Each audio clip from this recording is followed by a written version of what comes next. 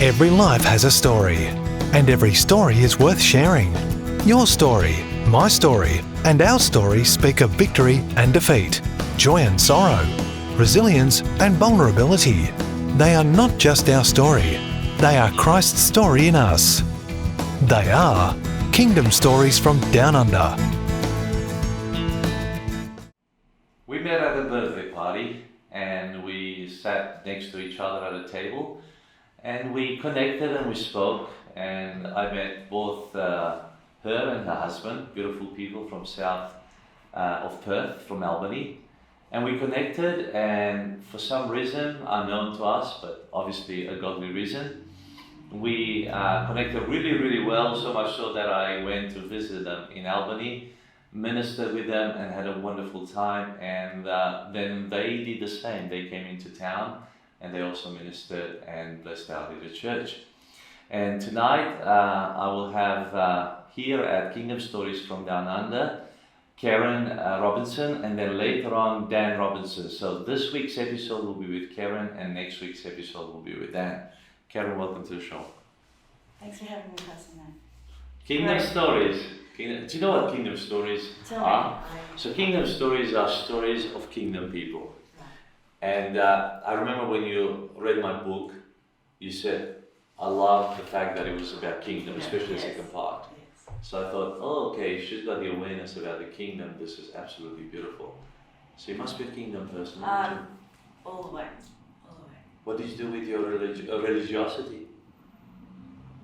I don't understand that question. So you can't be religious and kingdom. You can only be one. Well, I didn't grow up in a religious. Oh, so you never went through that No. chores? No, so I didn't know. Oh, you went straight into kingdom? Straight. Oh, but did you marry a religious person? It's hard to say that You don't know how it looks. Or what religious? No, I had no benchmark. I didn't know Wonderful. what king. I've come across in my later walk. Yeah. As a minister, I've had to understand what religion is. Yeah. But no, it was just smack bang into Jesus Christ. It was Beautiful. kingdom. So you must have had really good spiritual fatherhood and motherhood around you, or strong people. I had a really good dad, and I had a great mum. Mm-hmm. But like every family, you have issues. Where were you born? Okay, well, I was born in Manly, Sydney. Sydney, yeah.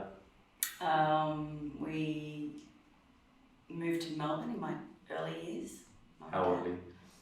I probably was 2. So obviously you have no recollection of Sydney. No, until I went back there. Okay. And then you're in Melbourne? Melbourne for a number of years, and then Dad moved us to Queensland, North Queensland, so we took our high school in there. So we, How many siblings? I'm the eldest. Yeah. And I have a sister and a brother who, that's all. Close in age? Brother is a year younger, and my sister's 3 years younger. Nice. So you kind of grew up together. Yeah. We, they're just normal Aussie family, Where did you live scrapping, in fighting, running after each other. We lived in the beautiful side of Dandenong Ranges.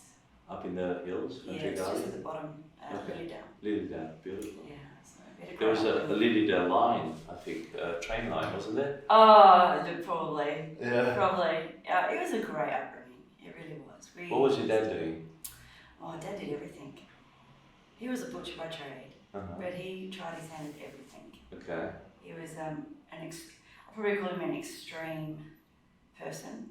Yeah. Everything he did was at 150%, which is probably where You I get got that. the drive. Yeah. He was just a really great dad, and I can't speak for him being a husband, but I know being a daughter, I was the apple of his eye, and so he always, he brought me up saying that, Kerryn, whatever you put your hand to, you can do. Wow. So, when you see people coming into the kingdom, Yes. and they have father issues, Okay.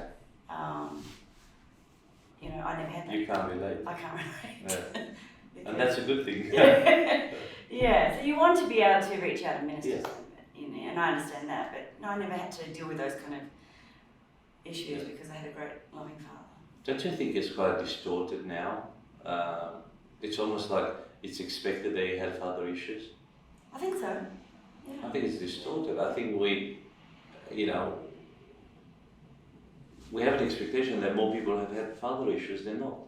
Yeah, I don't know. I just, I also spent a lot of time in my ladies, when we were in Melbourne, I spent 10 years in the prison system working as a prisoner of fantasy. Yeah. I often say when I was in prison, and I have to correct myself. Yeah. And obviously in that culture there is a lot of breakdown in family.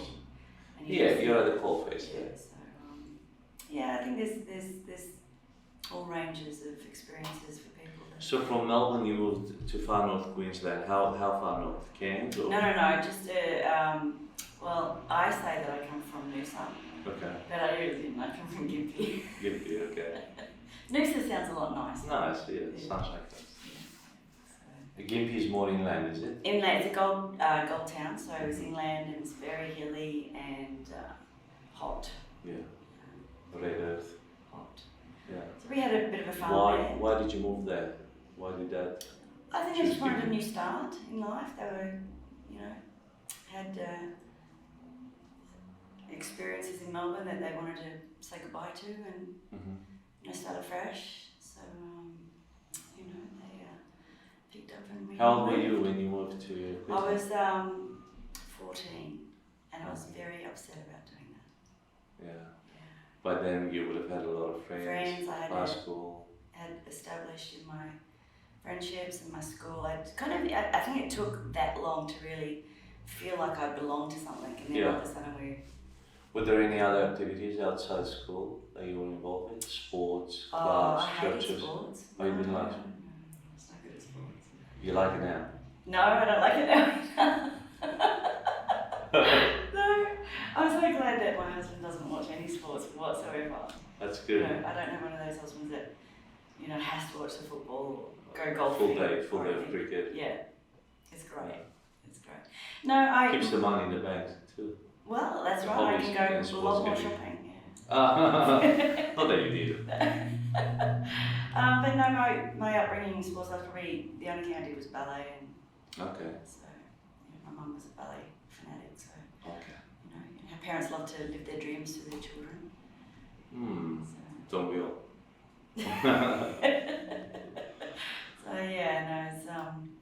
So we went to Queensland, and then I guess as a teenager, well, actually when I was 13, you cry out and say, what's my purpose? What's my life purpose? What do I want to be? And I heard the audible voice of God coming from the back of my back room in the shed. Yeah. And he just said, you'll be working for me.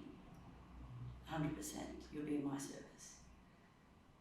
And I literally thought someone was talking to me, but I knew it resonated on the inside of me. Yeah. I looked around to see who was talking to me. You've never been acquainted with the voice of God before? Never. Not even church? No. We never went to church. Mm. Maybe once for a christening and once So did you ask yourself who was that? I knew it was God. Oh, you knew it was God? Yeah. I don't know how I knew. Yeah. I just knew it was God. And did you start pursuing? No, well, I just had this conversation. I'm a very simple person. Yeah. So when he spoke to me, I just had that conversation. Well, God, that's great. I feel really at peace, and it settled the question now what my future is going to be. Yeah. But I was only 14, 15 years old. And so I said to him, I'm still too young. And my concept of it being in his service was my TV exposure to what it looked like. And to me, it was the Flying Nun on TV. Yeah. So, and I was pretty excited because I really liked that show, and I thought that would be awesome to do that. But I was too young. Yeah, not ready yet. Not ready. So I said, I'm happy to do that, but just give me about 5 years, and then I'll take up that. So what did you do in the next 5 years? Destroyed my life almost. Yeah, as you did. Yeah. In Gympie? No, I obviously I finished high school, went to university. Where? In University of New England in New South Wales. I picked the furthest university that accepted me away from mum and dad, because I thought all my issues was from them. Yes. And so, as you do, you run away. And were there really issues or just? Oh, just normal teenage issues. You blame your parents for everything. Okay. If you're not brought up as a Christian. Yeah. So, so I went to uni and found the party scene and skipped all my studies and decided to move to Sydney. So you didn't go through? I didn't finish. I went 2 years, and I went to Sydney and nearly almost destroyed my life. So I went down the drug, trail. And did it start in New England or more in Sydney? Well, look, it started right from growing up, seeing it in the home. Okay, so how did you see that? Family? They were a smoking pot, or? Well, I don't want to. Yeah, I guess. Yeah. So my dad, to make ends meet, he sold it. He sold pot. He grew it on the farm. He was introduced to it when we moved to Queensland. Someone said to him, if you grow these seeds, this is what you're going to grow, and you'll get lots of money for it. So he did it. Yeah. To make provision for the family. And so when I was a teenager, I just didn't think there was anything wrong with it. Oh, it was common. It was and common. people were smoking. You I didn't know any different. Okay. And of course, alcohol and. But that just opens the doors. To other. Yeah. So I guess it came to a place where, in Sydney, being in the party scene and in hospitality and.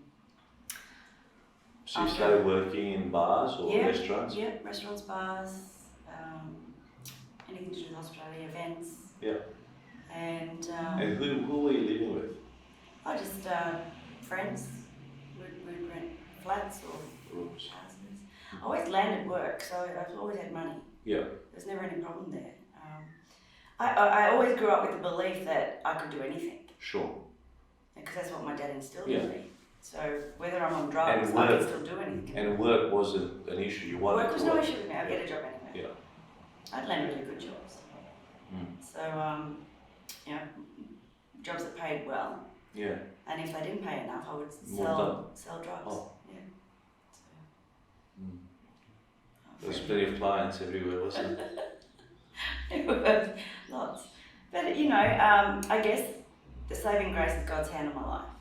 Yeah. And what was your brother and sister doing? Well, my brother, he was a chef.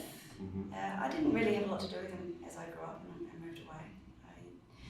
He remained in Gibby? He actually, he left too. We all left home very early. Yes. And he moved to the Gold Coast and went into hospitality. Yes. And worked his way up in chefs. Then he decided to take his chefing around the world and get his, what do you call that? Skiing, but snowboarding, that's it. Yeah. Snowboarding certificate for training people. Because we grew up skiing. This is what I'm saying, we had a great childhood, I would say. There was lots of stuff going on in the family. But great fun as well. But great fun. And extreme fun. Extreme fun. Yeah. Extreme fun to the place where we would go skiing. Every winter we'd go skiing. Yeah. My dad broke his collarbone. Wow. And we would still go skiing because I would sit on the driver's side and change his gears for him so that we could still drive up the mountain. So that's cute. There was nothing that would hinder or stop us if we wanted to do something. Yeah. And I guess that's where you have that attitude built into you too, that nothing's impossible. Yeah. He would break every rule. He would break every barrier. Yeah. And it didn't matter what it was. If that's what you want, you go for it. Yeah. So whether it's illegal or legal. Yeah, didn't matter. So I'm kind of learning the rules now. Yeah. Coming into kingdom, there's rules, right? Justice and righteousness. there's rules. That was missed. Regulations. So, good and the bad. And your sister? Yeah, she went into hospitality too. Okay. She didn't last in that area. She was more gifted with the children, so she grew up. She changed industries and spent some time with the children in the education area, but then she also moved into dentistry, and so she's found her niche in dentistry, not as a dentist, but as a manager of a clinic. So Nice. yeah, she's done great for herself. Relationships? We're all married. No. In your early years, how were you keeping relationships? Were you going through? I actually, you know what? I would burn through them very quickly. I never kept a lot of relationships. I was just very focused on me. You know, it's all about me. And so if it wasn't going to suit my agenda, I just move on. So, yeah. Interesting. Yeah. And I'm what really happened painting next? myself in really. What happened next? I've changed a lot. This is how I got my job in the prison, actually, because they wanted to know all about me. And they had this, you know, the psychological test. Yes. And you have to be really honest, Yeah. you know, and they had all these questions. Have you ever sold drugs? Have you ever done drugs? Have you ever done this? Have you ever done that? And there was no middle ground. It was all Yes or no. yes or no. Yeah. I thought, I can't lie on this thing. I live in the kingdom now. Sure. And he sees everything. Yeah. And so I just thought it was brutally honest. I thought, I'll never, ever get a job in a prison. With my with CV. my CV. Do you know what I mean? You know, my dad went to jail. Yeah. My mum went to jail. And there's no way that I'm going to get a job in the justice system. But I sat on the other side of this desk with my two panels, and I explained to them, I am so suitable for your job because I've been in the place where these guys have been. I know them. And I know them. Yeah. And I know that it is possible to change a life. Mm. I know that I can role model what it is to change a life for these people because I know I've done it. Wow. And they just went, you're in. So that happened in Sydney? Yeah. You became a police officer? No, that happened when I came back into Western Australia. So you were in hospitality? Oh, sorry, Melbourne. So that's a big gap there. So, hospitality, my life just self-destructing, you know. Yeah. It just never got better.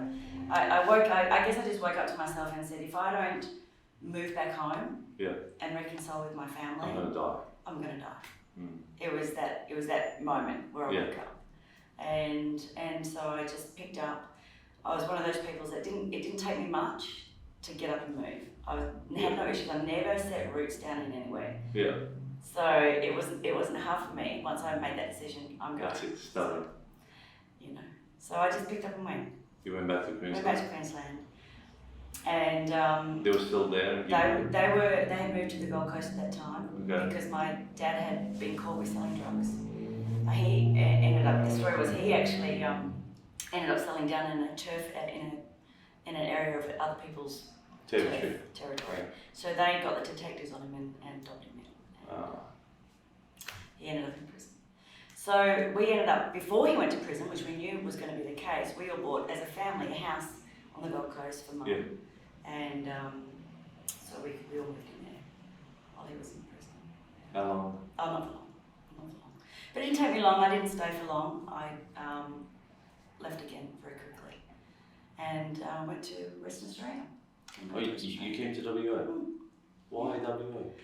I'd been over here for a quick trip with a previous relationship, and I kind of liked it. My brother and I came over here, and I liked it. Yeah.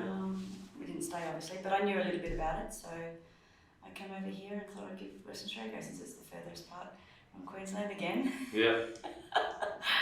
But you know, I came smack bang into Christ. I was listening to the radio, Christian radio, and there was a advert for a Christian creation seminar. Yes. I thought that might be interesting. I'll go see that, and so I went, and I thought that was great. But you know, I just don't know why I went back to Queensland for some reason. It was just, you know, not settled. Yeah. Just flying here, flying. Still searching. Just searching.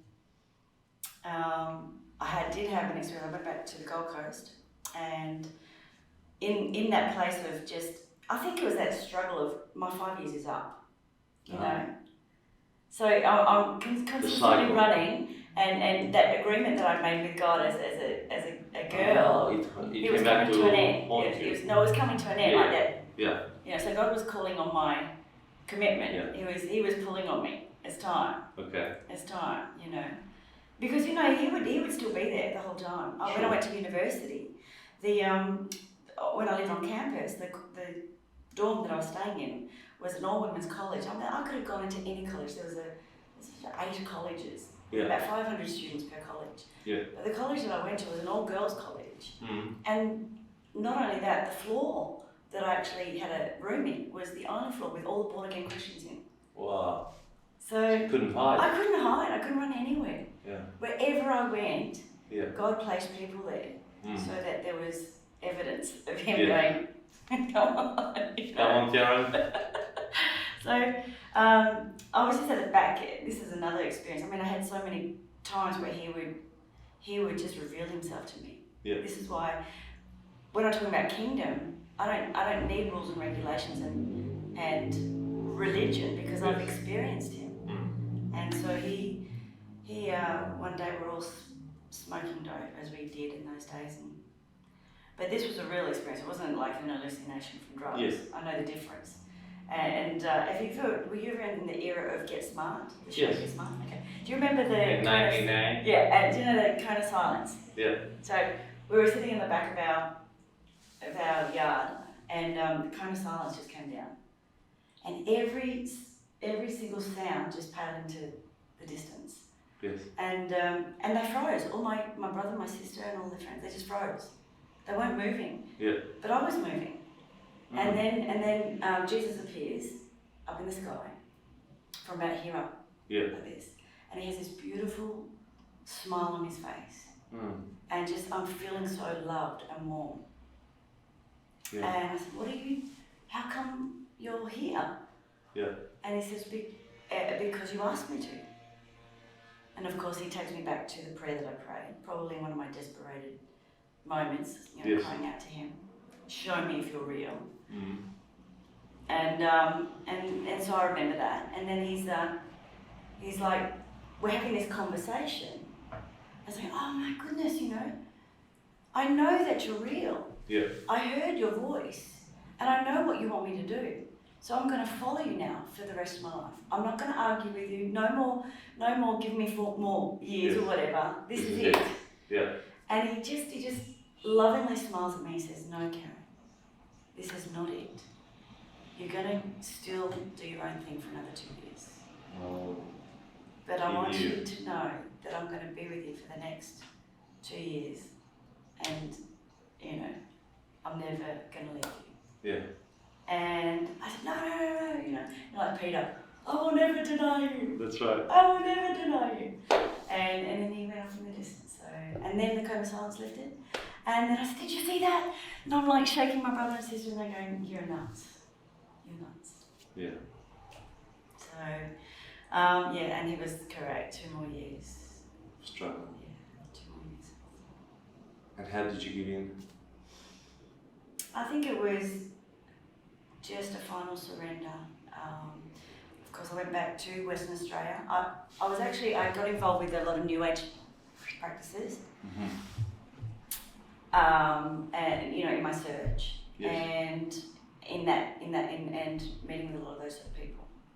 And I was illustrating because I was quite artistic. So I was illustrating for a breath technician person, a book that she was writing, and she wanted to take us to a nunnery, a Buddhist nunnery, to finalise all the details as a retreat. A Buddhist nunnery? Yes, a Buddhist nunnery. Yeah. And of course, I went with my little white Bible that I got when I was christened. Used to turn up everywhere I went. It never left. I never packed it. Yeah. But wherever I travelled, it always turned up. And so this white Bible was there at the Buddhist nunnery, and I was reading it while all the others were doing their Sanskrits and all their humming and everything like that. I'm reading the Bible. That's cute. And at 4 a.m, I had booked another flight to go back to Western Australia after this. And I was in that mind, do I stay or do I go? Do I stay and become a Buddhist nun? Yeah. or do I go and on this plane? And I ask God, how does a person who reads the Bible and then says, do I become a Buddhist nut? You know, this is somebody who has absolutely no idea what it is to follow Jesus, because they've never been told, but they really want to follow God. You know. And I heard this at 4 a.m. standing on the precipice overlooking the sunrise, and I heard him in the inside, go. And go. So I went. And within that week, I had set foot in Rama when I came to Western Australia. Did somebody invite you? Or? No. You just walked into it? Because that's where the creation seminar was. Oh, okay. So I knew where that was. So I said, so my deal was, if I go, so if I go back to Western Australia, that's where I'm going. And that's when I heard go. So I had already determined, if I go back to Western Australia, I'm going to this church. So you went to Rama? So I went to Rama, surrendered my life, and I never turned back. So it was a very long journey, but it literally was like that. I'd had the spiritual experiences before I had the word experience. And so when I came into the word grounded me, the word changed me, the word healed me, the word dealt with all those roots that I thought everybody else's problem. And so this was all before you even had the interview for the prison assistant, for the prison officer? Yeah, I was really established in the kingdom by the time the prison came along. How did you meet them? Well, that's a great question. He was the greeter at Rama at that time. Nice. He was called Rama before Riverview, and I don't remember him greeting me. He says he does. Yes. But I was 3 weeks into church. I completely turned my back on all my friends. I cut them all off. I never associated with them. Very determined. Oh, totally. It was an old life. Yeah. I took it literally. Obviously, I'm an extreme person, so when I do something, it's 150%. Great. So... finally, great. Oh yeah, finally, yeah. I'm sure God was going, we got her in. But, yeah, so I had a prayer. God would answer my prayer. I mean, he still does, miraculously. There's just such a confidence there when I pray. He answers very quickly and immediately. But this morning, he said to me, ask me whatever you want and I'll tell you. And he's done that twice, audibly. He'll say to me, ask me what you want and I'll tell you. So that morning, he said that, ask me. And I said, well, you know what, God, I'm following you now. Obviously, I'm now 24 and I've had a disastrous time of running my own life, as you could have seen. Yes. So there's no way I'm going to be able to pick my own husband. So can you pick him for me? And not only that, can you introduce him to me this morning at church? Yeah. Perfect scenario. Why not? Why is that so hard for God to answer? Yeah. Never. It didn't even occur to me that would be an issue. Yeah, of course not. So I was very excited that morning because he promised me he would answer me. And so I dressed up especially. You were ready? I was ready. And I moved to Not too revealing in any way. No, I changed a lot in those 3 weeks. Even your clothes. Changed a lot. Went out, got a whole new wardrobe. Yeah.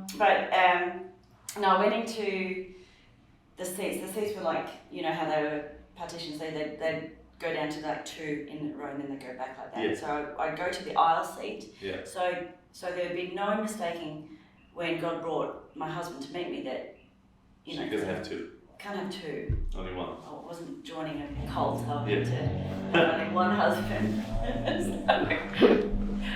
So he had to sit next to me. Yeah. That was the deal. Yeah. You're going to introduce me to my husband, you're going to sit him beside me today. Nice. So anyway, I had my eyes shut, very, very excited. And I felt this, this presence walk by me and I quickly peeked. And it was this old man with grey hair. And I cried out to God, no, please, no, he's way too old. I hope he carries on. So he did. I'll change roles, God. So he wasn't there, but so I closed my eyes again. And then the music started, the worship started. So I just began to worship and I opened my eyes and I saw these really strong tan brown arms lifted up in front of me. And I went, yes, God, that's the one for me, because if anyone is going to be my husband, he's going to be somebody who knows how to worship. So I had no doubt after that. But he was in front of you, not And he was right beside me, but when he's so tall. Ah. He's so tall, so when he spreads his wings, You know it. I was covered by his wings. It was like, there's my arm, right in front of my head. Nice. But that day he gave me a lift into the city, and it was his mate that was the grey-headed old dude. Yeah. And he like elbows down. Oh, she's really cute. You should marry her.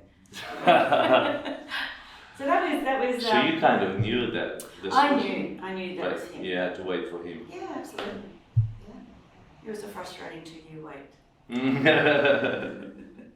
You didn't tell him. No, it had to be God. I'm done playing those games. Yeah. I was a different person. That's why that's why when people come, this is me, right? When people come to Christ, yes, you know. Yeah. No, there's no playing games That's with right. me. Yeah. You're either in or you're out. Yeah. Look him in the eyes and you can't play with God. Yeah. He knows everything. Yeah. So you're going to play the religious game. Yeah. You're going to try and fool people. Somebody who is in the kingdom is going to know. Yeah. So, I was different. So people can say, how do you know that you're Christian? Because I'm totally different. I know who I was. I know where I've been brought from. Yeah. And I'll never forget where I've been brought from. I'm like the woman that was forgiven much. Yes. Not so much. I was forgiven of quite a lot. And so that's how I met Dan. And it was a 2-year wait, but we finally got together. Did you start dating after that meeting, or No. For a while, No. you just saw each other at church? Saw each other at church, said hi, Yeah. how you doing?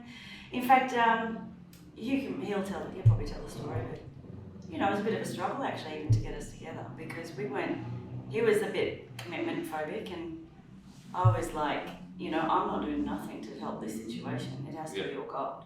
Yeah. So it was going to be an impossible situation until, there was some angelic assistant involved. That's what they're there for. Yeah.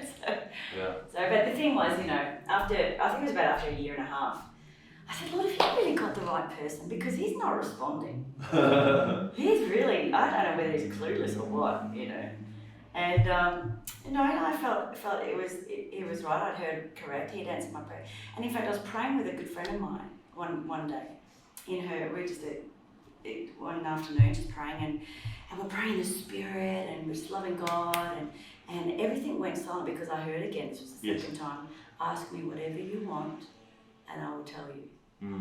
So I asked in my heart, please confirm to me that I haven't missed it, because I'm done with waiting. And my friend, who's very prophetic, by the way, just goes silent. So I just know he's telling her the answer. Yeah. Right? And then she says, Kerryn, I don't want to put any interpretation on this, but I've just had a vision. She says, I see Danny and you with your hands, holding hands, walking down this dirt track. Oh. Yeah, dirt track. And I started screaming and going, oh my Lord, God's answered. I said, you don't have to interpret anything. You just don't know what I asked God, what he. Yeah. Anyway, so that just gave me a little bit of more hope and, resolve to just keep waiting until the God So you had been baptised, you had been filled with the Holy Spirit all through, Yeah, I started going to Bible college. Yeah. So, it was like, I have to renew my mind. Yeah. I have to rewire my thinking. I have to, because I wasn't making any good choices pre-Christianity. So, the Word of God is real. The Word of God is my life. The Word of God put my feet on a real good solid foundation. Nice. It was do or die. So that's why I'm very passionate about Bible studies and Bible college and the Word of God. Yeah, because that's where you grow. That's where I grew. That's where you mature. And so you got married where? In Perth? No, we got married in Albany. Oh, why Albany? Because his parents are in Albany, and his mum wanted us to get married at Camp Coroner, which is nice. Yeah, I think it was show. Yeah. Were you there? Yeah. We show you across it was across the bay. Yeah. So we were. Yeah, Mystery Beach, isn't it? Is that what it's called? just won the Best Speech in Australia. Did it? Yeah. Yeah, so that's where we got married. And so we had all our friends come down and stay there for the weekend, had a great big party. Nice. Dad wanted me to arrive in a helicopter, but I said that's going to be inconvenient and not practical in a dress. So he arranged a little tugboat from the harbour. Nice. A replica boat, and it was great. It was a great day. All our friends still talk about it. It was a big party. It was good. And Beautiful. yeah, it was a great beginning. It hasn't always been. And did you stay in Perth, or you stayed in Albany once? No. We were with Pastor Margaret Court. At Victory Life. At Victory Life, we began. So you went from Rima to Victory Life when she left. Yep, and we were with her, and I was with the kids, and Dad was in the ushering, and we just helped it grow for several years, and then. What were you working? What were you doing as a job? Okay, so I just found little bits of jobs here and there in between having my first child. Bit of before and after school care. Yeah. Bit of cleaning. What was Dan doing? Dan was doing some work with, I think at that time it was Tanks West. Did a bit of truck driving. He's a mechanic by trade. Okay. He'd pick up anything that we could. We were really focused on Kingdom. Yeah. So we were serving in the church, and so we'd made a commitment that we would not go the career way. It was always going to be something that was going to be able to work around ministry, because I had made that covenant with God. Yeah. I knew the call of God in my life, and it wasn't going to be the world's way. It wasn't going to be done that way. So. Yeah. And then you had 2 children. We had 2 girls, and I found out later that it was very miraculous, really. Oh. I won't share the testimony on public platform, but That's fine. it was miraculous the way that happened, and it was something that I had desired when I got married, that I wanted children straight away, because it was something that I wanted to experience first, because I knew that I had a lot of work with God to do after that. Yeah. And, so I got I had my pastor from Bible College agree with me, lay hands on my womb, and without Danny really knowing, we agreed that I was going to have a child. Yeah. and In the spirit. Yeah, of course. Yeah. Of course. Yeah. And I was pregnant 4 weeks later. Beautiful. And so I must have, for some reason, received a gift of faith for that from that moment on, because even when we were ministering around the place, I now can lay hands on ladies that aren't, or are believing for children, and they fertility. They get pregnant. You have a special anointing for that. Yeah. So when I wanted the second girl, child, because I wanted a girl, we did the same. I asked my pastor the same thing. Yeah. Within 4 weeks, I was pregnant again. Beautiful. And 2 beautiful girls. Yeah, it's great. Everything's done miraculously in my life. So what attracted you to go through the prison ministry? It was out of need. Yes. It wasn't like I grew up wanting to be working in the prison. You were still in Perth, or you had moved to? We had moved to Victoria. Victoria. The word of the Lord came to us, and we went to planting ministry in Melbourne. Mm-hmm. And we had picked up a bit of work while we were there, and I got a bit tired of cleaning, and I knew, I guess at that stage, to live in Melbourne is costly. Yes. And we're going to have to find some decent work. Yeah. So I volunteered to be the one of our family to do the majority of the work while Danny concentrated on the ministry. Yeah. And so the Lord actually brought that to my attention in an ad. And Dan said, "No, you're not going to prison." I had no fear of it, because my dad had been to prison, my mum had been to prison, so what's the big deal? But he said no. You were going in as an officer, you weren't going in as a... Exactly. I guess so. Inmate. Yeah. So I said, okay, no problem, but it just kept coming back. When the Lord puts something on your heart, and He'll just keep bringing it back to you. And so it was the third witness. I said, Dan, I just really want to pursue this. Can you please pray?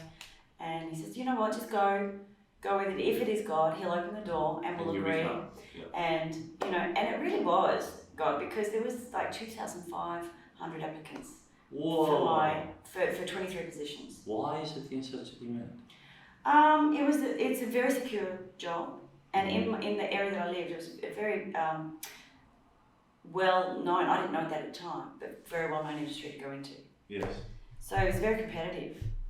And all my colleagues that went into my squad all had degrees. Oh. So psychology. Yeah. And I didn't. I had the experience. Real life degree. I had the real life experience, but I didn't have the. I was in the middle of completing an advanced diploma in family therapy at the time. Yep. So that helped. So that helped. I guess they gave me favour, but it really was God. He opened the door. And at that time, I had the choice. I can go casual. I can go full time. Yes. It was up to me. That was the offer was on the table, and it really never happened to anybody else. That we understood. So out of 2,500, I received the position. So it was really great, and I was there for 10 years. Wow. Yeah, it was great. In Melbourne. In Sunshine in the West. In Sunshine in the West, and it was a wonderful platform, and many miracles happened while I was in that place. And my sister Dina was in there. What? Most likely when you were there. I went to visit her. You did not? Yes. What year? It would have been probably 9 years ago, 10 years ago. Early 2011, 2012. Yep. And I would have processed you. There you go. So we probably did see each other before. Yeah. Yeah, she was in for drugs. What was her name? Dina Costea. Yeah. You met her last night, you prayed with her. I recognised her. Yeah. Yeah. I There you go. recognised her. Big Mama, I they just call her knew Big her Mama. from somewhere. I know you from. There you go, small world. Yeah. It was a great experience. I loved them. Yeah. I really loved them. Yeah. Well, now you see some of them being, Yeah. mended. So there you go. I probably processed you. Yeah. Because I would have been in that area. Yes. Wow. So, did you visit a couple of times? I did. I think twice. Wow. Yeah. Because, I remember her. Isn't that interesting? That is interesting, yeah, small world. What's her testimony of being in that place? She was quite strong. The Lord was dealing with her in there. Yeah. But she knew the insights. She was very street smart. She survived. She survived. It was actually better for her in jail than on the streets, because on the streets the drug lords were after her. Yeah. I mean, she suffered a lot. Yeah. They kicked her out of the car at 60 k's an hour. She broke her knees. She slept in the gutters, and she had a horrible time. A lot of the time she was with the gun at her head and threatened to the max. It's a common story that I hear with the girls that come in. Yeah. It's really a tragic culture, really. Oh, you're a slave. Yeah. So we had plenty of opportunity there to minister. I mean, I had a great testimony with one girl, one of my colleagues. I had a lot of favour with my colleagues. Yes. The Lord just opened the door for me. I remember she heard the story about me getting pregnant. She says, "Do you think you could do that to me?" She was a South American. Yes. And Catholic, and believing to have a family, and it was they just could not have a family. Oh, can you please pray for me that I have a family? It was just such a wonderful joy to be used by God in that way. And she took me into her office and she put your hand there, and she just received. And she was pregnant within 4 weeks. Wow, it was just amazing. And of course, that went around all the girls, and so of course the other ones came, and another one came to me. Oh, we're believing for a child too. Can you do that thing that you do? They had no concept, no language for it. I love that. Of course, and so they got to see the demonstration that Jesus loves them and He's for them, and beautiful. And it was just phenomenal. It was actually such a testimony that they, at one stage, I was working with a colleague, and he was on compo for his knee. I said, you let me pray for you. You'll be out on compound, no problem. I said, don't do that. I won't get my payout. I want to remain as I am. I need to stay like this until I get my full payout from compo. So there was that reputation that you just go to Kerryn and she'll pray and everything will be fine. That's nice. Inmates as well? Inmates as well? Yeah, I did have a bit of a reputation with inmates if they, They were genuine. They are so cluey. They can spot fake Yeah. Oh yeah. from you a can't mile hide. away. You can't hide. Yeah. And what brought you back to Perth or to Western Australia? The word of the Lord. Okay. Word of the Lord. We were hanging with as we had mentors in Melbourne. We do still have. His name's Pastor John Martin and Sherilyn. They're probably late 70s, 80s now, and they were early revivalists in North Queensland. Brought some great revival up there in the Aboriginal communities. But they were very known for their healing ministry, itinerant healing ministry. We travelled with them quite a bit, and we were hanging with them, and they had a prophet over, Prophet Faylene Sparks. Have you heard of it? No. Okay, so prophet in Brisbane prophesied over us, and we had started to get a stirring. To probably to do something a bit more significant. We'd been running in the ministry, but do something else. There's a bit of a shift and change going on, and she just began to speak the vision that we had originally had when we came over to Melbourne. Yeah. And the Lord said to us, "You, it's time now to run." Yes. Again. Yeah. But it's your choice where you're going to plant. Yeah. And we both had it on our hearts to come back to Western Australia sometime. But I was a bit stubborn. So, more crushing. Yeah. So eventually, you gave it. I gave it. That's the case time for that. Alan. Yeah. New ministry. New ministry, new plant, and it was time. The Lord said it's time to run. Put on your running shoes. It's time to get into it. You've been prepared for this. We did, and so that whole Melbourne experience, 15 years, was preparation. Really, it was for Danny probably a lot more of an experience for him than me. For me, it was a great experience in that I was trained in the marketplace. Yes. In my ministry, I learned a lot about my authority in the spirit realm, working in the prison. And so it's time to run it and set roots down here. I fought with him coming back for a number of years. Daniel would say, I think we have to go back. And, over every 3 years, there'd be a cycle of, we need to go back and go, you can go back by yourself. I'm not going back. And God got me in a service that we were in, and I had this open vision of revival. Yes. And there were just multitudes of young people from 15 to probably 30 just falling on their knees, crying out to God, how must I be saved? Wow. But just hunger and fight, completely turning, turning their back on the world. Yeah. They don't want anything to do with the world. And radical firebrands. Yes. Just hungry for God and doing miracles, but just eating up the word. And in the middle of that, Danny was preaching like you wouldn't believe, like an evangelist. Yeah. Just preaching really strong. And I'm thinking, these guys are not going to get the preaching, but they were. Yeah. They wanted more. And I was humbled. I was really humbled because it wasn't just the 4, 5, or 6s. It was just all I could see as far as I could see. Yes. Just sea of these young kids, and I started to cry, and I just said, Lord, I want this. This is my will. Yeah. And then he showed me where it was. Denmark. Yeah.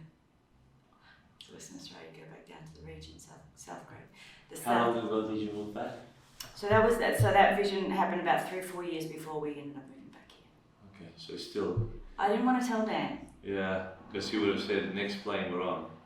We're going. Yeah. So it had to be, again, like when God shows me something, it has to be, this has to be birthed by Him. Yeah. So, in other words, it's just. And you planted Harvest 4 years ago? 3 years ago? 2016. 2016, so 6 years. 2016 we came over and we ran, and I preached to Dan preached to me, and Joe ran the overheads, and Maddie would, Nice. be. At Albany or in Denmark? So this was in Denmark. The strategy was planned in Denmark first. Now Denmark is a very difficult place if people... No? It wasn't. It wasn't. That's the thing. Everybody kept saying, oh, Denmark's hard, it's so... Oh no, but it's very new agey and very affluent. Yeah. So But the grace of God was on it. yeah, The grace of God was there. Timing. We had such joy. yeah. We didn't care if we were preaching to one another. We were there in God's will. And then you were given another opportunity in Mount Barker as well.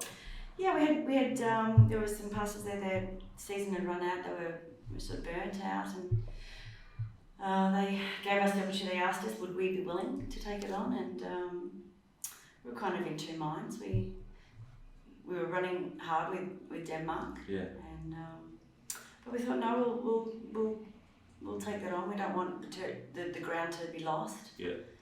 So yeah, Danny said, let's do it. Beautiful.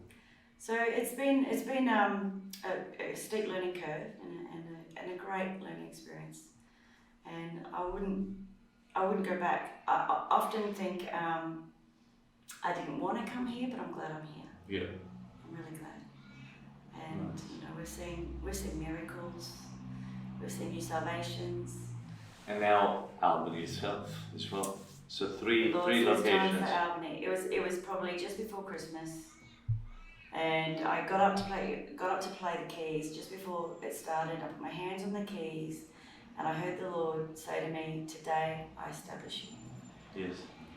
And I felt like, yeah, there was a real establishment. It was something that exploded on the inside of me and said, "This is for real. We're not playing anymore. Yeah. This is for real." Mm. Not that I'd thought that before, but that's kind of like what went through my mind. This is for real now. This is big boys games. Yeah. You know, we're overthrowing and kicking out principalities and taking Hallelujah. ground. Yeah. You know, and it was literally within a month or so. Through natural circumstances, we were running a Saturday night service in Yes. Albany, and the place that we were hiring was getting renovated. We weren't able to meet there anymore, and the Lord moved on Pastor Dan's heart and said, "It's time to get a place. Beautiful. It's time to move on, and let's do So it." you hired a new facility. So we ended up leasing a permanent place. Beautiful. Yeah. So we actually now have our permanent base, which is phenomenal after 4 years of packing up, setting up, packing up, setting up. And of course, over those years, you gain more stuff to unpack. Adds. And you know, and so it was great to be able to just settle in. Unlock the door, walk in, and everything's Turn the lights on, the sound on, and audio video. Yeah. Beautiful. Yeah. And of course, you're not actually doing a lot of warfare. Yeah. To clear the place before you even, set up. You haven't had all the other super new age practices in there using the building to do all their demonic rubbish. Yeah. So you already got a consecrated building. Yeah. So that the work is so wonderful. Beautiful. Yeah, it's great. What's next for you, Kerryn? Okay, what's next? Has the Lord revealed you Anything? a future destiny, a future plan, a future He says, just keep going. Keep going. Just keep moving what you're doing. You're walking in your purpose. Okay. You're walking in your purpose. I mean, my 150% extreme personality is I'm not done until the whole region is saved. Hallelujah. Are your daughters saved? Yes, they're saved. Yes. Praise God. Are they in Albany or are they in Perth? Or? They're in Albany at the moment, but they're also looking for where their purpose is. So it's been a difficult journey with the current climate that we live in. Yes. The lockdowns and the mandates. And they're young and they're looking for where married, any of them? They're not married at this stage, but we believe that the Lord has just the right person, yeah. and if it's not the right person, it's not entering into their life. That's right. There's a certain jurisdiction that we have. It will probably happen in your church. It will happen according to God's plan, God's will. Yes. And nothing else. Yeah. So we What would you like to be remembered by? Person who radically loves Jesus. Radically. I want to be that person who, in the Bible says, she crushed the alabaster jar on Yes. his feet. Yeah. And whatever he says, I want to do. Non-negotiable. Nothing else. Not negotiable. No This- negotiation. This is for real. This is for real. We're This is for real. going to title this podcast, This is for real. That's good. Thank you so much for joining us and sharing your life story and your love of the Lord. Thank you for having me, Pastor Nan. It's been a great pleasure. Wonderful. What a beautiful story, eh? This is for real. I don't know how much of 100% you're putting out there for the Lord, for the kingdom, or 150% like Kerryn. But maybe it's time for you to realize and have this awareness that this is for real, that you only get one shot at life and you got to make it count. And even if you have had your wilderness years, there's still an amazing opportunity for you to realign and channel all your energy in the kingdom priority. And you will see amazing, amazing things happen as God will bless you. We look forward to seeing you next week when we interview Pastor Dan, Kerryn's husband. So don't miss it. Make sure you come back here. And if you love this content, and I'm sure you do, please share it with other people and spread the joy. Looking forward to seeing you next week. I am Natanael Costea. Thank you for joining us on Kingdom Stories from Down Under. We'd love it if you would subscribe, rate, and share these stories with your wider community. And remember, every story is worth sharing, including yours.